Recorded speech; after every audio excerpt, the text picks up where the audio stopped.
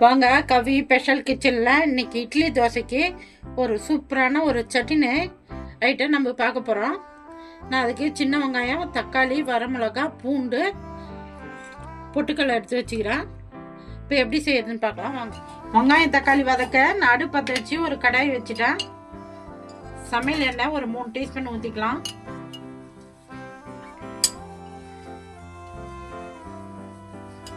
சின்ன வெங்காயம் ஒரு 100 கிராம் போட்டுக்கலாம்.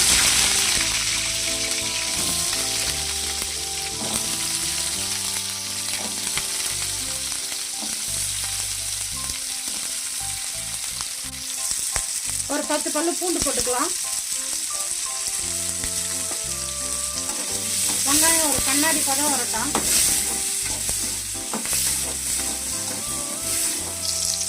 வெங்காயம் ஒரு கண்ணாடி பதம் வந்துச்சு. வரமிளகா ஒரு 6 மிளகா போட்டுக்கலாம் காரத்துக்கு. தக்காளி ஒரு 100 கிராம் கட் பண்ணி போட்டுக்கலாம்.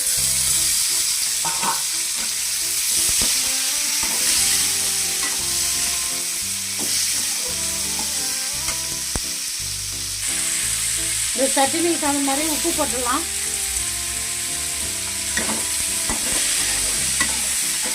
ஒரு 50 கிராம் பொட்டுக்கடலை போட்டுக்கலாம்.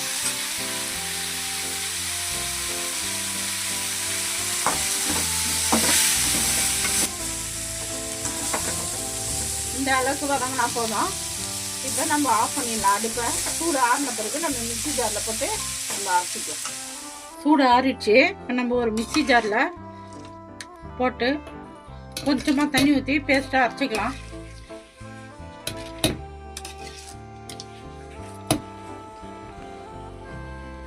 நம்ம சட்னி அரைச்சின்னு வந்துட்டோம். ஒரு பாத்திரத்துக்கு மாற்றிக்கலாம்.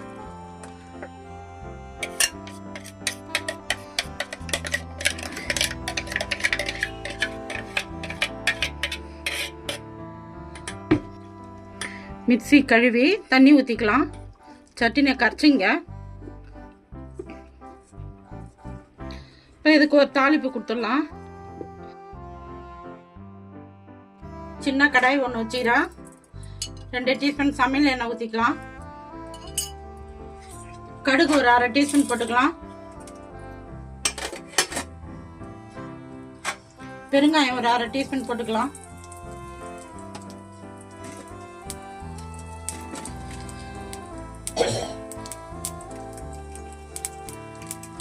ரெண்டு வரமிளகா கிள்ளி போட்டுக்கலாம்.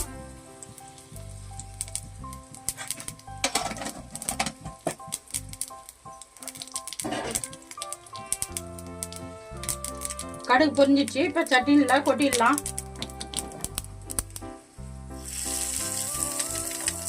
நான் கருவேப்பிலை போடல. உங்களுக்கு கருவேப்பிலை வேணும்னா நீங்க கருவேப்பிலை போட்டு தாளிச்சுங்க. கவி ஸ்பெஷல் கிச்சன்ல இட்லிக்கு தோசைக்கு சூப்பரான ஒரு ஐட்டம் சட்னி பார்த்தோம். நல்லா டேஸ்ட்டாக சூப்பராக இருக்கும். நான் தோசை ஊற்றி வச்சுக்கிறேன். நம்ம சாப்பிட்டு பார்த்துடலாம்.